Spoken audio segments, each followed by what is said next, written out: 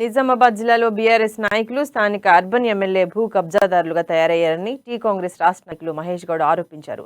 Nizamabad municipal chairman భర్త సైతం దొంగ రిజిస్ట్రేషన్లతో భూ కబ్జాలకు పాల్పడుతున్నారని అన్నారు. రేవంత్ రెడ్డి పాదయాత్ర సందర్భంగా బీఆర్ఎస్ నాయకులపై ఛార్జ్షీట్ విడుదల చేశారు. అభివృద్ధి పేరుతో నిధులు కాజేస్తున్నారని కాంగ్రెస్ నాయకులు ఆరోపించారు. 2014లో ఎన్నికైనటువంటి ఎంపీ కవిత గారు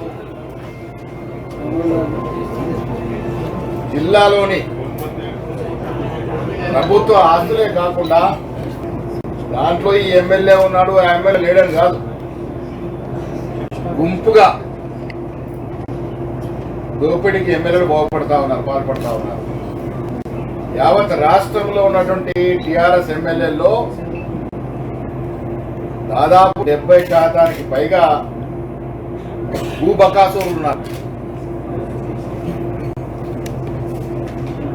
మా పిసిసి సేకరించిన సమాచారం ప్రకారం దాదాపు 50 మంది ఎమ్మెల్యేలు పైగా భూ కబ్జా కేసున్నట్టు నాయకులు ఉన్నారు. కేసీఆర్ హోల్సేల్ గా కాళేశ్వరం కానీ, మిషన్ భగీరథ కానీ, మిషన్ కాకతీయ లాంటి ప్రాజెక్టులు దోచుకుంటే ఎమ్మెల్యేలు